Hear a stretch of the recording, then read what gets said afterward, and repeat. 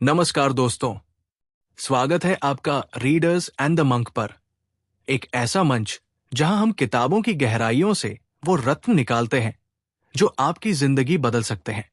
यहां हम सुनते हैं कहानियां नहीं, बल्कि जिंदगी के वो पाठ जो किताबों ने हमें सिखाए। तो आइए, शब्दों से बने इस सफर में आज हम एक और अद्भुत किताब का सार सुनते हैं, the art of seduction. Robert Greene एक अमेरिकी लेखक है जिन्होंने पावर, स्ट्रैटेजी और ह्यूमन बिहेवियर को गहराई से समझा है। उनकी किताबें जैसे दी 48 लॉज ऑफ पावर, मास्टरी और दी आर्ट ऑफ सेडक्शन विश्व भर में लाखों लोगों की सोच को बदल चुकी है। वो इंसान की छिपी मनोवृत्तियों को उजागर करने के लिए प्रसिद्ध है। ये किताब एक कला सिखाती है, आकर्षण की, मन को मोहित करने की, बिना जबरदस्ती, केवल मनोविज्ञान और व्यवहारिक समझ से। ये किताब न सिर्फ रिश्तों में बल्कि पॉलिटिक्स, बिजनेस और सोशल दुनिया में प्रभावशाली बनने का रास्ता दिखाती है। ये पावर का वो रूप है जो शब्दों से चलता है। पार्ट 1, चैप्टर 1, दी सायरन, मोहिनी का मनोविज्ञान। कहानी शुरू होती है एक लड़की से। खूबसूरत नहीं थी, मगर दुनिया के सबसे ताकतवर मर्द उसकी मोहब्बत में गिर पड़े। क्लियोपाट्रा, मिस्र की रानी, जिसे सीजर और एंटोनी जैसे योद्धा अपने राजपाट, युद्ध और इम्तिहानों से ऊपर रख बैठे। उसकी सुंदरता नहीं, उसकी उपस्थिति ने आकर्षित किया। उसकी चाल में संगीत था, उसकी मुस्कान में जादू था, उसकी आंखों में कहानी थी। वो एक सिरन थी, यानी एक ऐसा व्यक्तित्व जो अपनी रहस्यमयी उपस्थिति, सौंदर्य और आत्मविश्वास से पुरुषों के मन पर जादू कर दे। क्लियोपाट्रा ने सीजर को सिर्फ अपनी आवाज, अपने अंदाज और ड्रामा से इतना मोहित किया कि वो अपना साम्राज्य छोड़ मिस्र में हफ्तों तक रुक गया। वो सिर्फ दिखाई नहीं देती थी, वो महसूस होती थी। और यही है the siren psychology. Visual fantasy, drama, confidence और सेक्सुअल अल्योर, 4 ऐसे तत्व जो किसी को भी दीवाना बना सकते हैं। मनोविज्ञान की गहराई। दी सायरन हर उस लड़की या औरत के भीतर है जो जानती है कि शब्दों से ज्यादा प्रभाव उसकी मौजूदगी से पड़ता है। जो महिला खुद को एक सपने की तरह प्रस्तुत करती है, उसका पीछा दुनिया करती है। खास बात यह है, आकर्षण कभी जोर जबरदस्ती से नहीं आता, वो आता है प्रेजेंस, परफॉर्मेंस और साइकोलॉजी से। पार्ट 1, चैप्टर 2, दी रेक, जुनून से भरा प्रेमी। कभी किसी ने आपको ऐसे देखा है जैसे आप दुनिया की सबसे खूबसूरत चीज हो, जिसकी नजरों में सिर्फ आप हो, और जब वो बोले तो ऐसा लगे जैसे हर शब्द सिर्फ आपके लिए लिखा गया हो? वो होता है रेक। ऐसा पुरुष जो हर स्त्री को ये महसूस कराता है कि वो चाही गई है, पूजी गई है और अद्वितीय है। हिस्ट्री में डॉन जुआन, कासनोवा और यहां तक कि लॉर्ड बायरन, ये सब ऐसे ही रेक थे। उनके पास पैसा, सत्ता या सुंदरता नहीं थी। उनके पास था सिर्फ एक पागलपन। वो महिला की डिजायर को पहचानते थे और उसे खुलकर सेलिब्रेट करते थे। रेक महिलाओं की कल्पनाओं को हकीकत बना देता है। वो उनके सपनों में प्रवेश करता है, उन्हें छूता है बिना छुए, और जब साथ होता है तो उन्हें खुद से जोड़ देता है, आत्मा के स्तर तक। उसकी बातों में पोएट्री होती है और उसकी साइलेंस में भी सेडक्टिव एनर्जी। मनोविज्ञान की गहराई। रेक हर महिला के भीतर के उस अधूरे सपने को छूता है जो वो अक्सर दबा देती है। वो उसे खास महसूस कराता है, उसे चेस करता है बिना जजमेंट के। किसी को पूरी इंटेंसिटी से चाहना, यही रेक की सबसे बड़ी ताकत होती है। Part 1, chapter 3, the ideal lover, वो जो अधूरे सपनों को जीता है। हर किसी के दिल में एक सपना होता है, कभी किसी पुराने किले में टहलते हुए रूमानी शाम, कभी किसी कविता में छिपा प्यार, या फिर कोई ऐसा हमसफर जो हमें हमारी ही आंखों में बेहतर देखे। आइडियल लवर वही होता है जो आपके अधूरे सपनों को पहचानता है और उन्हें अपने जादुई स्पर्श से सच कर देता है। वो कोई आम प्रेमी नहीं होता, वो कलाकार होता है, आपकी भावनाओं का चित्रकार, आपकी भूली हुई इच्छाओं का संगीतकार। कासनोवा इसका उदाहरण है। वो हर महिला में एक अनछुई कल्पना ढूंढता और उसे उसकी ही कहानी का नायक बना देता। आइडियल लवर आपको एस्केप नहीं देता, वो आपको आपसे ही मिला देता है। वो आपका ध्यान खींचता नहीं, वो आपकी आत्मा को छूता है। अगर कभी किसी ने आपको ऐसा महसूस कराया हो, या आप चाहते हैं कि कोई ऐसा करे, तो यकीन मानिए, आपने अपने अंदर एक आइडियल लवर को पहचान लिया है। मनोविज्ञान की गहराई। हर इंसान के अंदर कोई न कोई अधूरी फैंटेसी होती है। आइडियल लवर उस फैंटेसी को पढ़ता है, सजाता है और एक ऐसी इल्यूजन बनाता है जो रील से भी ज्यादा सच्ची लगती है। किसी को महसूस करवाना कि वो खास है, समझा गया है। यही है आइडियल लवर की सबसे बड़ी ताकत। Part 1, chapter 4, the dandy. आजादी की छवि, रहस्य की परछाई। क्या आपने कभी किसी ऐसे इंसान को देखा है जो भीड़ में सबसे अलग लगता है, जो न तो पूरी तरह मर्दाना है, नहीं पूरी तरह नारी सुलभ, और फिर भी सबकी नजरों का केंद्र होता है? वो होता है डैंडी। उसकी सबसे बड़ी ताकत है एम्बिग्यूटी। वो किसी भी फ्रेम में फिट नहीं बैठता, और यही उसे सबसे ज्यादा आकर्षक बनाता है। डैंडी न जोर से बोलता है, न ध्यान मांगता है, फिर भी उसकी मौजूदगी बिजली जैसी महसूस होती है। ऑस्कर विल्ड, ग्रेटा गार्बो और आज के दौर में भी कुछ सेलिब्रिटीज हैं जो डैंडी आर्केटाइप को जीते हैं, जो अपनी ड्रेस, बॉडी लैंग्वेज और यूनिक पर्सपेक्टिव से दुनिया को हिप्नोटाइज करते हैं। डैंडी आपको एक ऐसी आजादी की झलक देता है जहां आप अपने जेंडर, आइडेंटिटी और बाउंड्रीज को रीडिफाइन कर सकते हैं। मनोविज्ञान की गहराई। लोग रहस्यमय और स्वतंत्र आत्मा से आकर्षित होते हैं।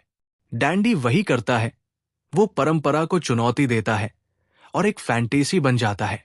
जब आप अपने जेंडर रोल्स और एक्सपेक्टेशन से ऊपर उठते हैं, तब आप अपने अंदर के डैंडी को जगाते हैं, जो सबसे पावरफुल सेडक्टिव क्वालिटी है, फ्रीडम। अगला अध्याय द नेचुरल है।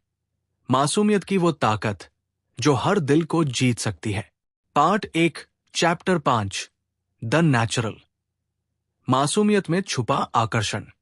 कभी किसी बच्चे को देखा है? उसकी मुस्कान में कोई कैलकुलेशन नहीं, उसके सवालों में कोई एजेंडा नहीं, फिर भी वो लोगों का दिल जीत लेता है। क्यों? क्योंकि वो है नेचुरल। एक ऐसा व्यक्तित्व जो स्पॉन्टेनियस, प्लेफुल और नकल से दूर होता है। द नेचुरल किसी मासूम बच्चे जैसा होता है, जो दुनिया को क्यूरियोसिटी और वंडर से देखता है। वो फ्लर्ट करता है, लेकिन गिल्ट के बिना। वो अपनी बात कहता है, लेकिन एरोगेंस के बिना। चार्ली चैपलिन और जोसेफिन बेकर, ये दोनों नेचुरल आर्केटाइप के जिंदा उदाहरण थे। चैपलिन बिना बोले, सिर्फ बॉडी लैंग्वेज और इनोसेंस से पूरी दुनिया को हंसाता था और मोहित भी करता था। नेचुरल लोगों को कंफर्ट देता है। वो आपके ईगो को नहीं छूता, बल्कि आपके अंदर छुपे उस बच्चे को जगाता है जो बस खेलना चाहता है, महसूस करना चाहता है। अगर आपको भी ऐसे लोग अच्छे लगते हैं, जो जिंदगी को हल्के लेकिन गहरे अंदाज में जीते हैं, तो रीडर्स एंड द मंक को लाइक और सब्सक्राइब जरूर करें। मनोविज्ञान की गहराई।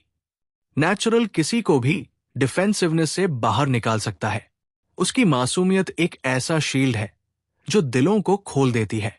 जब आप अपनी ऑथेंटिसिटी, प्लेफुलनेस और ओपननेस को अपनाते हैं, तब आप मैग्नेटिक बन जाते हैं, बिना कोशिश किए।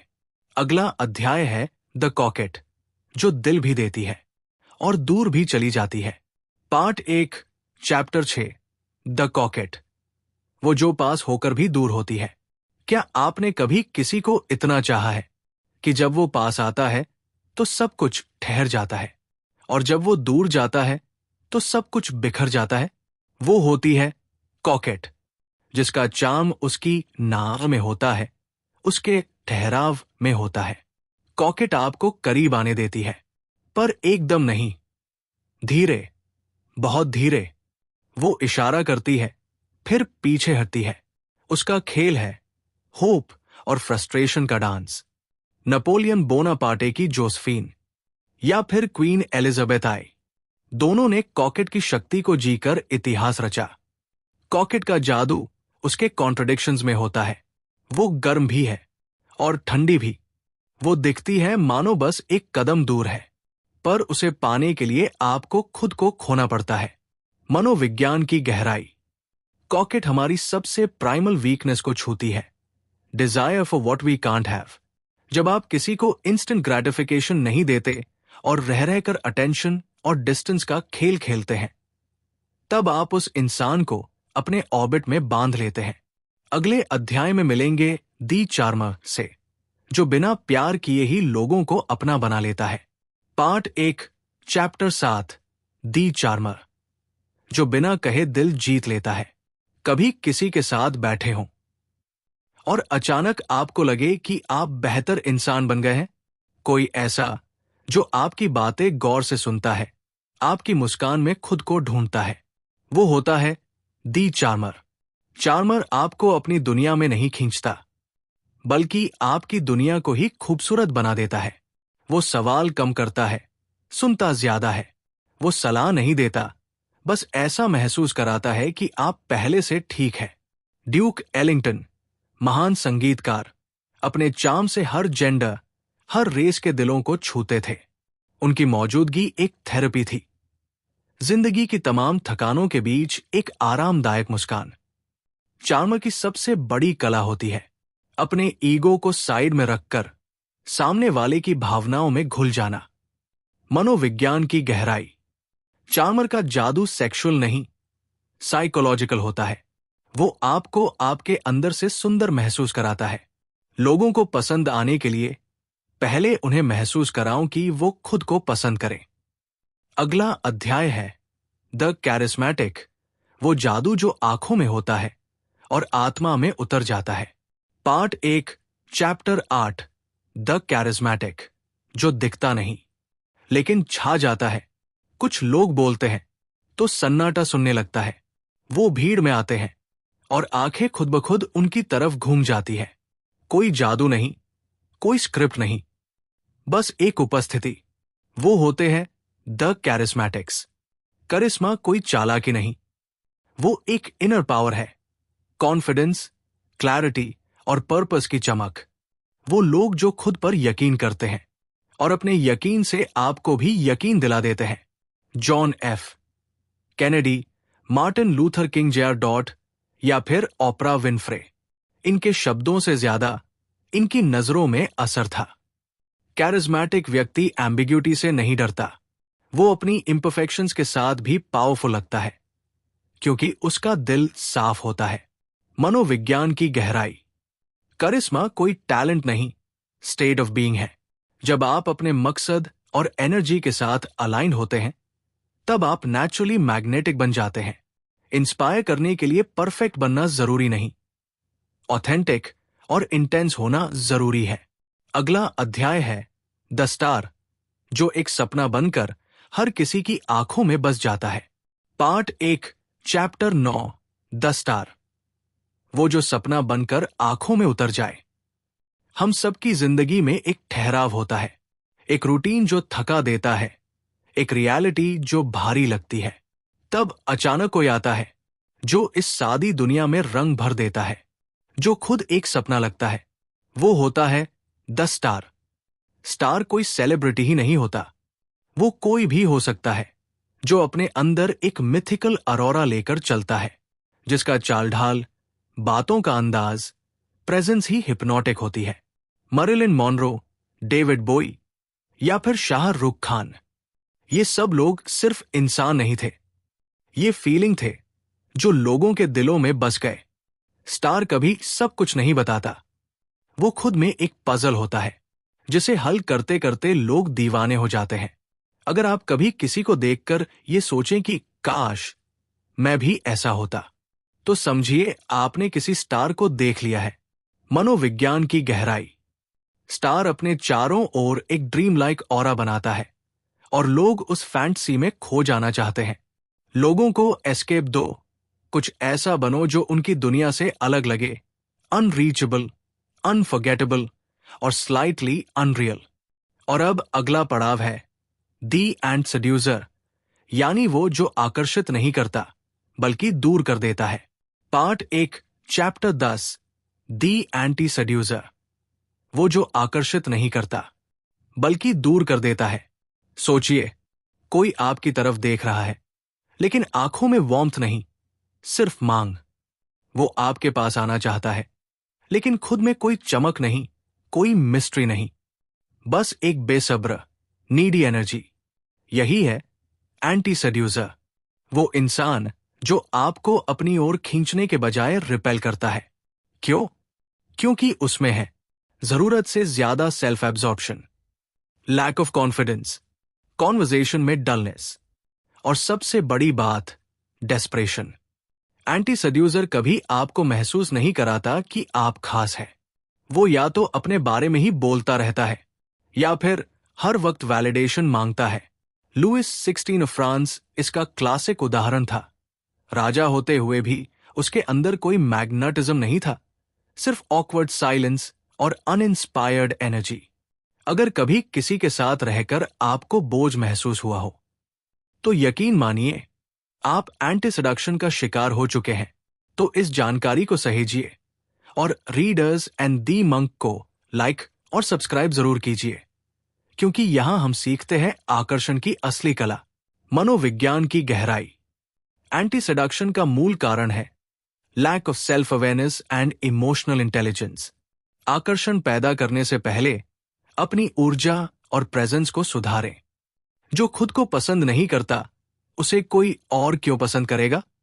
अगला अध्याय है द सेड्यूसर्स विक्टिम्स, जहां हम जानेंगे कि किन लोगों को सबसे ज्यादा मोहित किया जा सकता है और कैसे। Part 1, chapter 11, the seducer's victims. कौन बनता है आकर्षण का शिकार? हर इंसान मोहित नहीं होता, लेकिन कुछ लोग ऐसे होते हैं जो किसी की एक नजर, एक शब्द या एक एहसास से ही भीतर तक हिल जाते हैं। रॉबर्ट ग्रीन कहता है, हर व्यक्ति के अंदर एक इमोशनल वाउंड होती है और वही जख्म उसे मोहित होने के लिए सबसे ज्यादा तैयार करता है। ये अध्याय बताता है 18 प्रकार के विक्टिम्स। कोई जिसे कभी अटेंशन नहीं मिली, कोई जो अपने अंदर खालीपन महसूस करता है, कोई जो फैंटेसी की दुनिया में जीना चाहता है, या कोई जिसे लगता है कि वो सब कुछ है लेकिन कोई उसे समझता नहीं। सेड्यूसर का काम होता है इन अधूरी जगहों को देखना और वहां अपना चार्म भर देना। ये अध्याय हमें सिखाता है कि हर इंसान का दिल किसी ना किसी वजह से दरवाजा खोलता है, बस सही कुंजी चाहिए। अगर आप कभी इस एहसास से गुजरे हो तो जानिए आप अकेले नहीं हैं और शायद आप खुद भी किसी के लिए एक सेड्यूसर है। मनोविज्ञान की गहराई।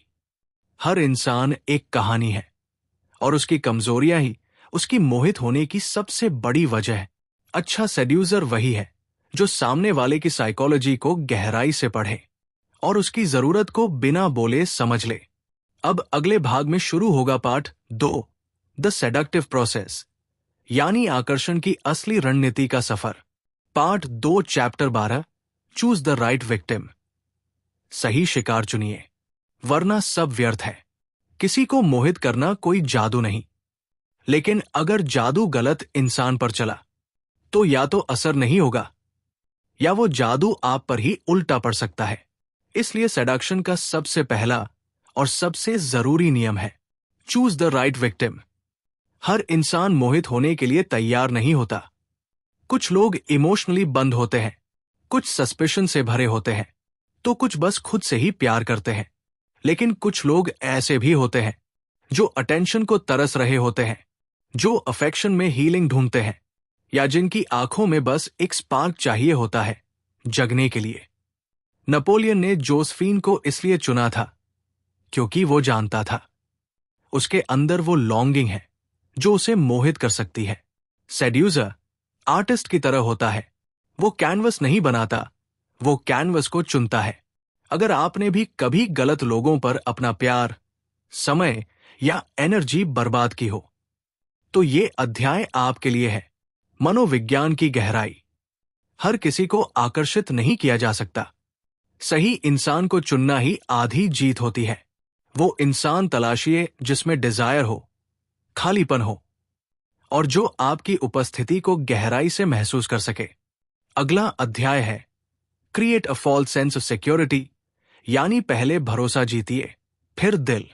Part 2 chapter 13 create a false sense of security. भरोसे की परछाई में जाल बुनिए। सोचिए, कोई आपके बहुत करीब आता है, धीरे धीरे, बिना किसी डर के, बिना कोई मांग किए। आपको लगता है ये इंसान तो सेफ है, लेकिन आप नहीं जानते कि वहीं से खेल शुरू होता है। सेड्यूसर सबसे पहले कोई अट्रैक्शन नहीं देता, वो देता है कंफर्ट। आपका मन शांत करता है, ईगो को सहलाता है और हर शक को दूर करता है। फिर जब आप रिलैक्स हो जाते हैं, तभी वो सटल अट्रैक्शन, टीजिंग और इमोशनल डिपेंडेंसी शुरू होती है। ये जाल तब तक बुनता है जब तक आप सोचते हैं मैं तो पूरी तरह कंट्रोल में हूं, जबकि सच ये है कि कंट्रोल अब उनके पास होता है।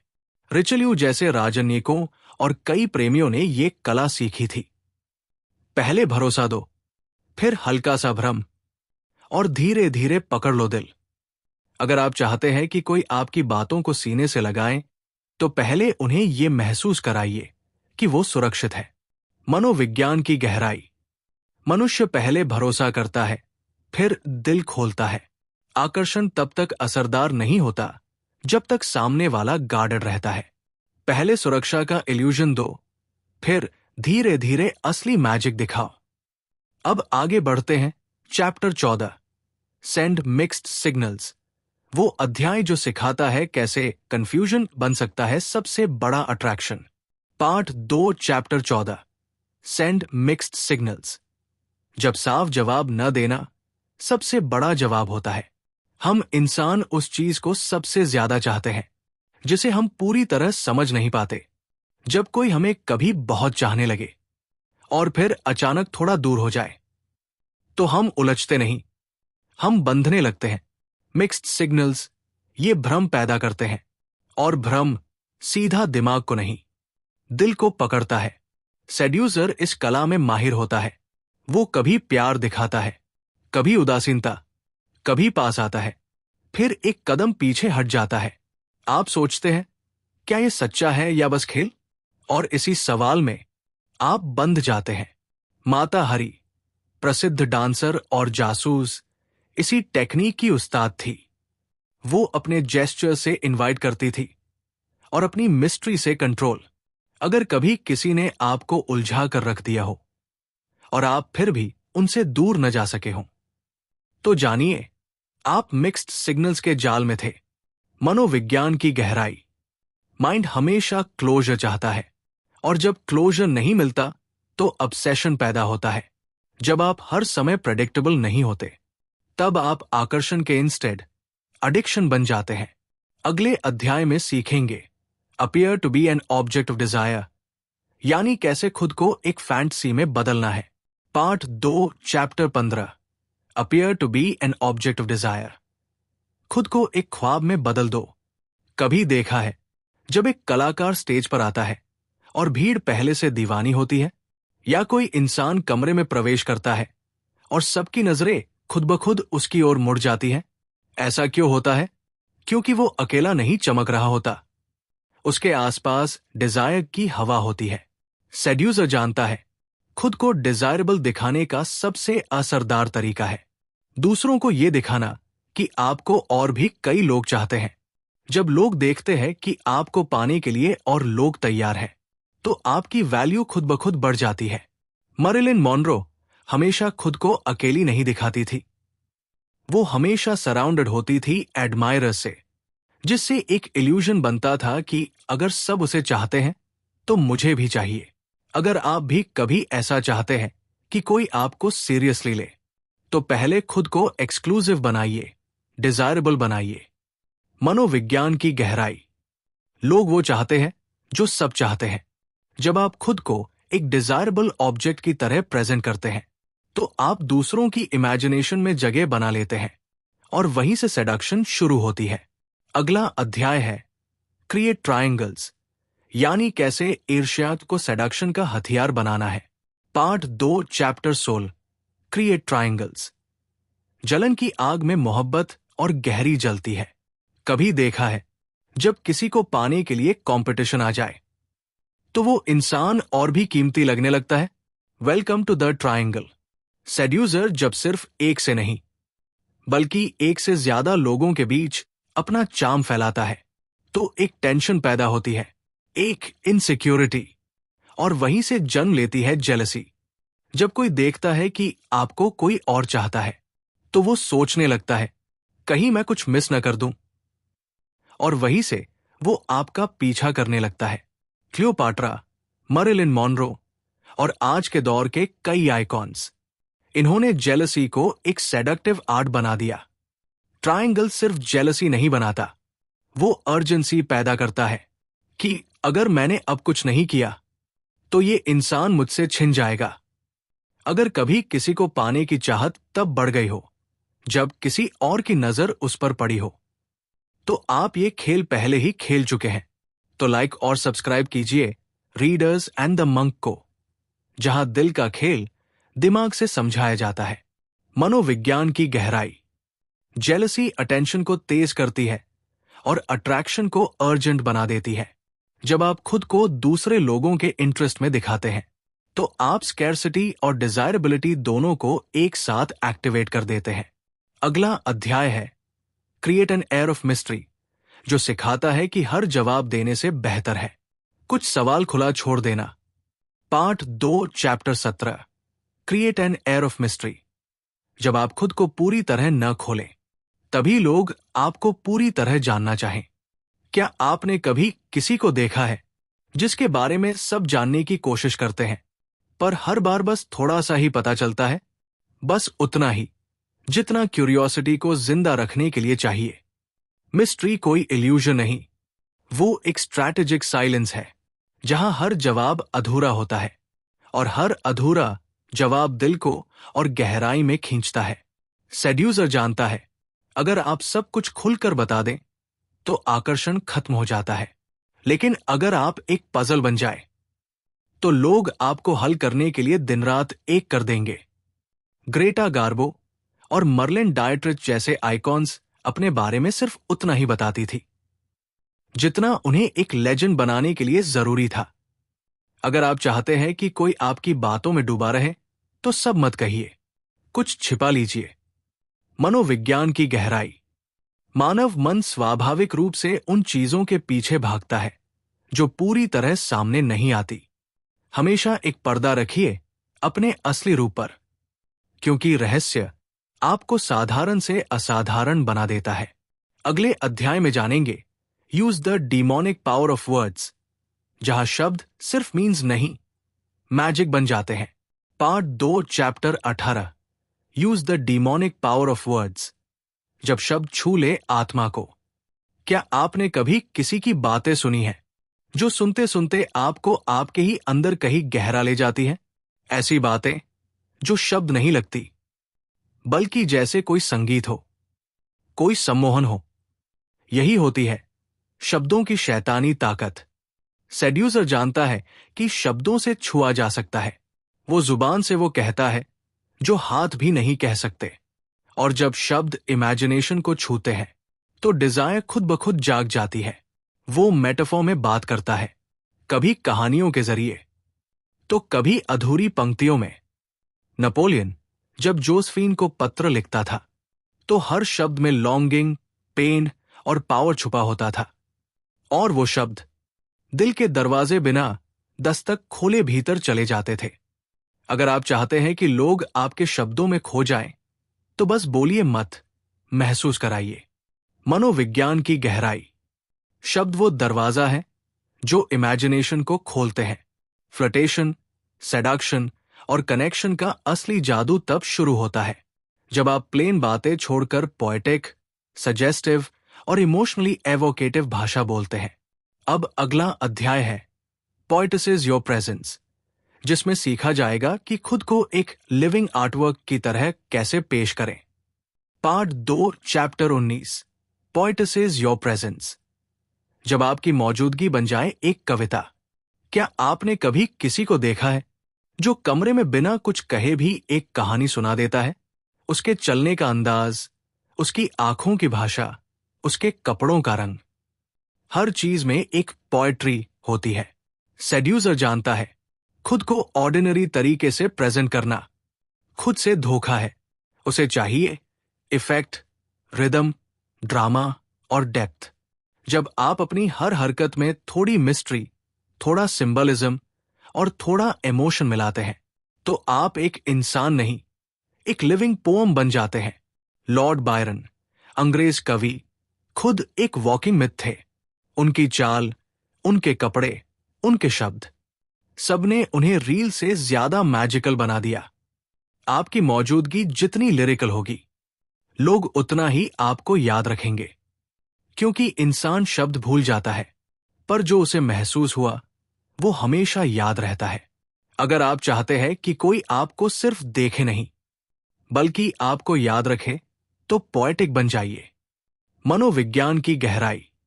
आपकी पर्सनैलिटी एक पेंटिंग है। आप डिसाइड करते हैं कि वो डल होगी या डैज़लिंग। खुद को ऐसा बनाइए कि आप सिर्फ देखे न जाए, महसूस किए जाए। अब अगले अध्याय में जानेंगे डिसआर्म थ्रू स्ट्रैटेजिक विथड्रॉल। जब पीछे हटना आगे बढ़ने की सबसे बड़ी चाल होती है। Part 2 chapter 20 disarm through strategic withdrawal. पीछे हटना भी एक चाल है जीत की। कभी सोचा है जब कोई अचानक गायब हो जाए तो उसकी मौजूदगी और भी ज्यादा महसूस होने लगती है। सेड्यूसर इस साइकोलॉजिकल ट्रिक को भली भांति जानता है। वो हर समय मौजूद नहीं रहता, वो सामने आता है, कनेक्शन बनाता है और फिर एकदम से खामोशी ओढ़ लेता है। ये विथड्रॉल कंफ्यूजन नहीं, बल्कि एक स्ट्रैटेजी होती है। जब आप दूर जाते हैं, तब सामने वाला सोचने लगता है, क्या मैंने कुछ गलत किया? क्या वो अब भी मेरी परवाह करता है? और यहीं से पैदा होता है इमोशनल डिपेंडेंसी। मार्शल प्राउस्ट, महान लेखक, कई बार अपने प्रियजनों से दूरी बनाकर उन्हें अपने करीब खींचते थे। उनका साइलेंस एक सवाल बन जाता था, जिसका जवाब ढूंढते ढूंढते लोग उनके और करीब आ जाते थे। अगर आप किसी के दिल में गहराई से जगह बनाना चाहते हैं, तो हर वक्त वहां मत रहिए, कभी कभी गायब हो जाइए। मनोविज्ञान की गहराई। भावनाओं की सबसे बड़ी तीव्रता तब आती है जब कोई चीज छिन जाती है या दूर हो जाती है। लगातार मौजूद रहने से वैल्यू कम होती है। कभी कभी डिस्टेंस ही वो मिरर होता है जिसमें लोग आपके बिना अपनी अधूरी तस्वीर देख पाते हैं। अब अगला अध्याय है कंफ्यूज डिजायर एंड रियलिटी। जब ख्वाब और हकीकत का फर्क मिटा दो, तो मोहब्बत गहराने लगती है। Part 2 chapter 21 confuse desire and reality.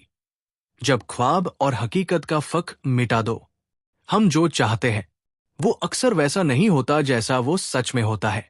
लेकिन जब किसी को ये एहसास ही न हो कि वो ख्वाब देख रहा है या हकीकत जी रहा है, तब सेडक्शन का असली जादू शुरू होता है। सेड्यूसर हकीकत को मैनिपुलेट नहीं करता, वो सामने वाले की परसेप्शन को ट्विस्ट करता है। वो एटमॉस्फेयर बनाता है, ऐसा माहौल जहां चीजें स्पष्ट नहीं होती, बल्कि फील होती है, अधूरी लगती है और इसलिए और भी ज्यादा डिजायर्ड लगती है। वो सटल हिंट्स देता है, पोएटिक वर्ड्स कहता है, रियलिटी को टच करता है, पर हर बार थोड़ा सा ब्लर छोड़ देता है। क्या ये सब सच्चा है या बस मेरी इमेजिनेशन? और जब डिजायर और रियलिटी में फर्क न बचे, तो इंसान खुद को पूरी तरह खो देता है। अगर कभी किसी ने आपको ऐसा महसूस कराया हो कि आप कोई कहानी जी रहे हैं, तो आप सेडक्शन के इस लेवल तक पहुंच चुके हैं। मनोविज्ञान की गहराई। डिजायर हमेशा कल्पना से फ्यूल होती है और इमेजिनेशन को रियलिटी से मिलाना ही सबसे गहरा इल्यूजन बन जाता है। सेडक्शन तब स्ट्रॉन्गेस्ट होती है जब इंसान सोचता है, मैं ये महसूस कर रहा हूं। लेकिन क्या ये सच है? अब अगले अध्याय में मिलेंगे आइसोलेट द विक्टिम, यानी जब कनेक्शन गहरा हो जाए तो दुनिया को धीरे धीरे फेड कर दो। Part 2 chapter 22 isolate the victim. जब बाकी दुनिया धीरे धीरे गायब हो जाए। सोचिए, आप किसी के साथ हैं और अचानक ऐसा लगता है कि पूरी दुनिया रुक गई है। कोई शोर नहीं, कोई डिस्ट्रैक्शन नहीं, सिर्फ आप और वो। यही है सेडक्शन की अगली चाल, आइसोलेशन। सेड्यूसर जानता है कि अट्रैक्शन तब स्ट्रॉन्गेस्ट होता है जब सामने वाला आपकी दुनिया में खो जाए और अपनी दुनिया भूल जाए। वो पहले आपको इमोशनली बाइंड करता है, फिर धीरे धीरे आपको आपके कंफर्ट जोन्स, फ्रेंड्स और हैबिट से अलग करता है।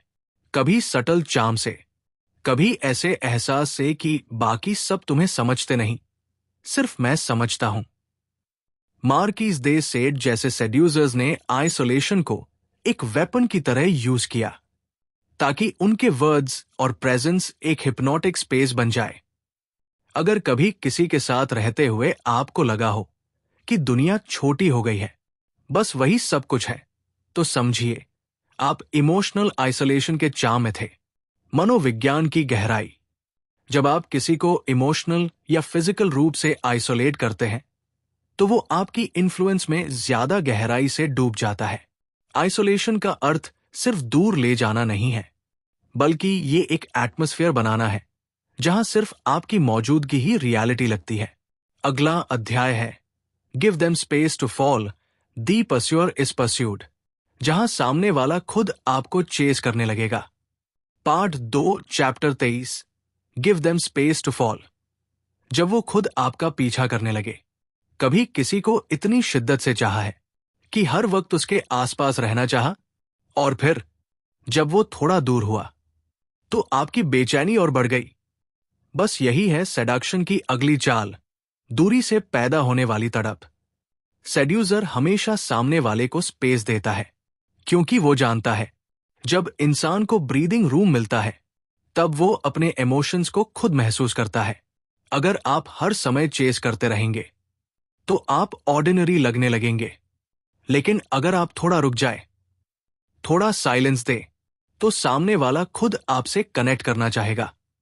मरिलिन मॉनरो अक्सर डिसअपियर हो जाती थी ताकि लोग उन्हें ढूंढने लगे और वो चेज इटसेल्फ एक सेडक्शन बन जाए। अगर आप चाहते हैं कि कोई आपकी अहमियत को महसूस करे तो उन्हें वो जगह दीजिए जहां आपकी कमी महसूस हो। मनोविज्ञान की गहराई। डिजायर तब जागता है जब चीजें थोड़ी दूर हों, थोड़ा इल्यूसिव लगे। सामने वाले को सोचने का वक्त दीजिए और वो खुद अपनी इच्छा से आपकी ओर खिंच जाएगा। अगले अध्याय में सीखेंगे यूज फिजिकल योर्स, यानी शरीर की भाषा से कैसे दिलों को छुआ जाता है।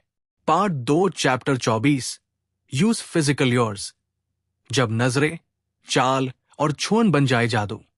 कभी किसी की चाल देखी है जिसमें ऐसा रिदम हो जैसे कोई संगीत चल रहा हो, या किसी की आंखों में वो डेप्थ जो सीधे आपकी रूह से बात कर जाए। सेड्यूसर जानता है जो चीजें बोली नहीं जाती वो ज्यादा असर छोड़ती है। फिजिकल योर्स सिर्फ शरीर की सुंदरता नहीं होते, वो होते हैं आपकी नजरें, आपके जेस्चर्स, आपकी चाल और सबसे अहम आपकी प्रेजेंस। जब आप एक ग्रेसफुल मूवमेंट करते हैं या जब आपकी आंखों में स्लो फोकस्ड कांटेक्ट होता है तो सामने वाला खुद को आपकी तरफ खिंचता हुआ महसूस करता है। क्लियोपाट्रा की सेंसुअल जेस्चर्स, एल्विस प्रेस्ली की कॉन्फिडेंट बॉडी लैंग्वेज, इन सब ने सेडक्शन को वर्ड से बाहर शरीर में ढाल दिया। अगर आप चाहते हैं कि कोई बिना कहे आपके बारे में सोचना शुरू कर दे तो बोलिए मत, बस महसूस कराइए। रीडर्स एंड दी मंक को लाइक और सब्सक्राइब कीजिए, क्योंकि यहां सीखा जाता है चुप रहकर दिल कैसे जीता जाए। मनोविज्ञान की गहराई। शरीर की भाषा अनकॉन्शियस माइंड को सीधे ट्रिगर करती है। आप जितना कम कहेंगे और जितना ज्यादा सटली दिखाएंगे, उतना ही ज्यादा आप सम्मन के दिमाग और दिल में उतर जाएंगे। अगले अध्याय में आएगा master the art of the bold move, जहां झिझक नहीं, दिमाग और दिल दोनों को हिला देने वाली चालें चलना सीखेंगे। Part 2 chapter 25 master the art of the bold move. जब एक कदम पूरी कहानी बदल देता है। हर सेडक्शन की एक सीमा होती है जहां चार्म, मिस्ट्री और जेस्चर्स काफी नहीं रहते। अब बारी होती है एक बड़े, साहसी कदम की। बोल्ड मूव वो पल होता है जहां आप किसी को चौंकाते हैं, दिल की धड़कन बढ़ाते हैं और पूरे खेल को एक नई दिशा दे देते हैं। ये मूव कोई फिजिकल एक्ट हो सकता है या फिर एक खुला इजहार, कुछ ऐसा जो सामने वाले को ऑफ गार्ड कर दे, लेकिन इतना प्रेसाइज हो कि वो उसे मना न कर सके। नेपोलियन ने जोसेफिन को बोल्ड लेटर्स भेजी।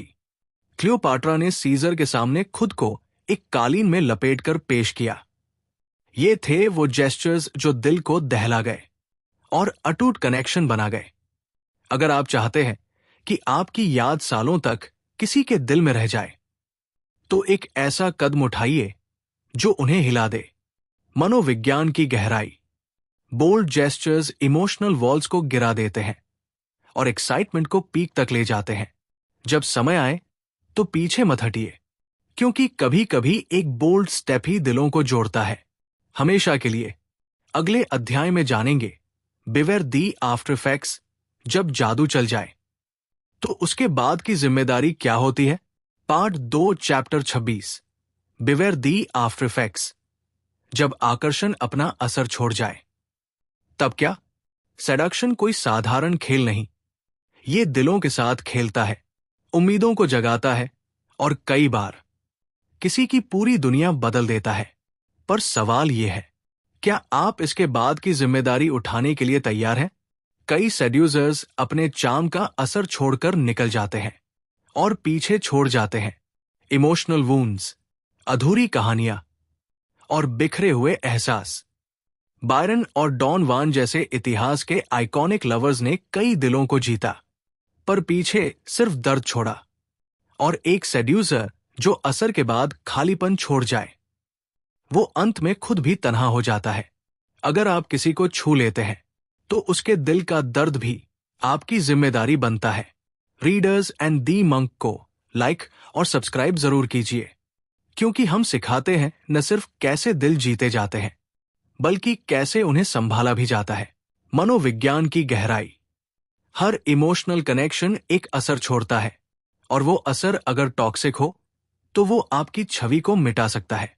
सेडक्शन सिर्फ जीतने तक नहीं, उसके बाद भी इंसानियत, समझदारी और जिम्मेदारी का इम्तिहान होता है। अगला भाग है part 3, the seductive phase ends, जहां मोहब्बत की दुनिया अब या तो बंध जाती है या बिखर जाती है। Part 3 chapter 27, mix pleasure with pain, जब मीठे एहसास में हल्की सी चुभन मिल जाए। क्या आपने कभी किसी रिश्ते में वो तीव्रता महसूस की है जहां प्यार और पीड़ा एक दूसरे से लिपटे हुए थे? सेड्यूसर जानता है कि जब मोहब्बत में हल्का सा दर्द घुल जाए तो उसकी मिठास और गहरी हो जाती है। प्लेजर हमें बांधता है, लेकिन पेन हमें झकझोरता है। और जब दोनों साथ आते हैं तो कनेक्शन सिर्फ अट्रैक्शन नहीं रह जाता, वो ऑब्सेशन बन जाता है। सेड्यूसर कभी कभी दूरी बना लेता है, कभी हल्का सा तिरस्कार दिखा देता है, या सामने वाले को अपनी अहमियत का एहसास दिलाने के लिए थोड़ी सी तकलीफ दे देता है। नेपोलियन ने जोसेफिन को कई बार इमोशनल पेन देकर उसकी लॉन्गिंग और इंटेंस कर दी, और ये स्ट्रैटेजी उसे बार बार उसी आग में खींच लाती थी।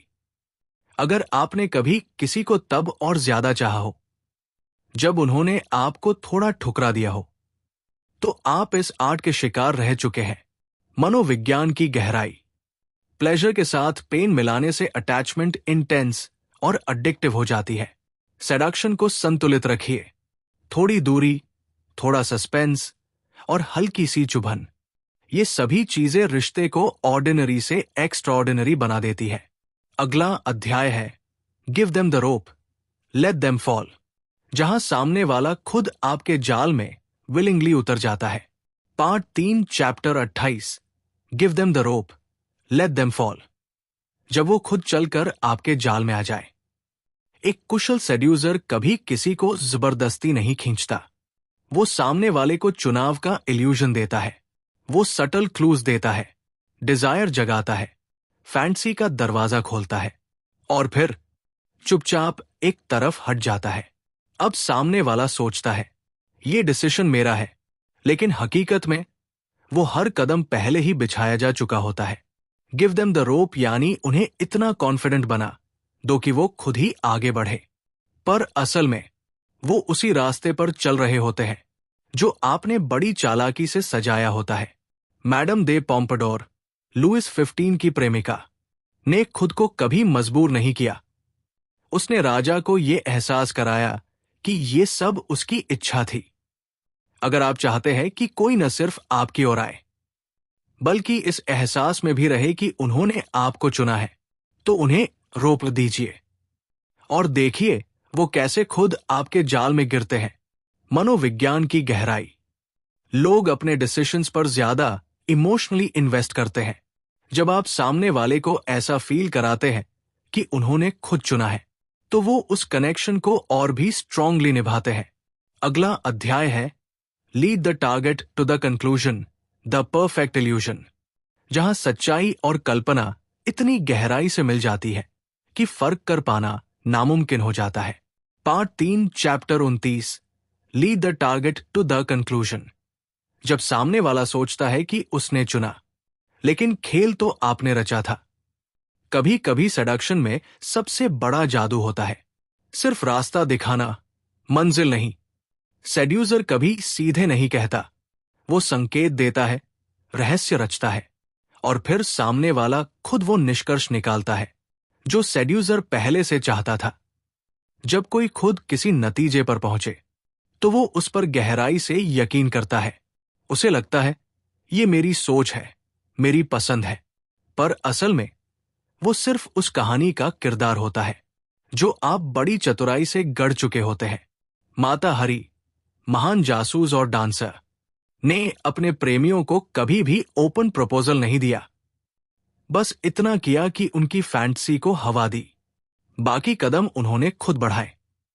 अगर कोई कभी आपको पाने के लिए खुद आगे आया हो, तो हो सकता है आपने ही उन्हें वो सपना दिखाया था। मनोविज्ञान की गहराई। जब लोग खुद किसी निष्कर्ष पर पहुंचते हैं, तो उन्हें लगता है वो एम्पावर्ड है, और यही सेड्यूसर जीतता है। कंट्रोल कभी सीधे नहीं लेना होता, बस दिशा देनी होती है, और सामने वाला खुद उसी रास्ते पर चल पड़ता है। अगला और आखिरी अध्याय है बिविच द सेंसेस, जहां सेडक्शन अपनी सबसे गहरी, सबसे सेंशुअल और सबसे इंपैक्टफुल अवस्था में पहुंचती है। Part 3, chapter 30, bewitch the senses. जब हर इंद्रिय सिर्फ उसी की ओर खींचने लगे। अगर आप चाहते हैं कि कोई आपको भूले नहीं, तो बस उनके दिल को नहीं, उनकी हर इंद्रिय को बांधिए। सेड्यूसर जानता है मनुष्य सिर्फ सोच से नहीं, सूंघने, छूने, देखने, सुनने और स्वाद से भी बंधता है। वो अपनी आवाज को ऐसा मधुर बनाता है कि वो कानों में बस जाए। अपना परफ्यूम ऐसा चुनता है जो किसी की सांसों में बस जाए, और अपने जेस्चर्स इतने ग्रेसफुल रखता है कि देखने वाला हिप्नोटाइज हो जाए। कास्नोवा हर मुलाकात में एक खास गंध, एक खास रंग और एक खास छुअन का असर छोड़ता था, ताकि हर अनुभव सेंशुअल हो और हर स्मृति में वो बस जाए। अगर आप किसी के दिल में रहना चाहते हैं, तो पहले उनकी सेंसेस को छू लीजिए, फिर वो चाहे न चाहे आपको भूल नहीं पाएंगे।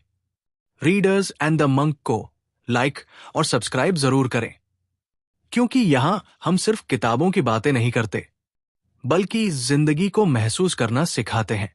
मनोविज्ञान की गहराई। सेंसेस के जरिए बनाया गया कनेक्शन सबसे गहरा और सबसे स्थायी होता है। सेडक्शन को फिजिकल से ऊपर ले जाइए, जहां हर एहसास, हर स्पर्श, हर सुगंध में आपकी मौजूदगी महसूस हो। तो दोस्तों, दी आर्ट ऑफ सेडक्शन की ये जादुई यात्रा यही खत्म होती है, जहां हमने जाना कि आकर्षण कोई चाल नहीं, एक कला है। अगर आपको ये एहसास भरी कहानी पसंद आई हो, तो लाइक कीजिए, शेयर कीजिए और सब्सक्राइब जरूर कीजिए, क्योंकि अगली किताब और भी खास होगी। आप सुन रहे थे रीडर्स एंड दी मंक, जहां किताबें बोलती हैं और कहानियां दिल छूती हैं। हर शब्द में था एक राज, और हर अध्याय में छिपा था एक आईना। अब वक्त है अगली किताब की ओर बढ़ने का, जो न सिर्फ आपको सोचने पर मजबूर करेगी, बल्कि आपके अंदर बदलाव की एक चिंगारी भी जला देगी। तो तैयार रहिए, अगला सफर शुरू होने वाला है।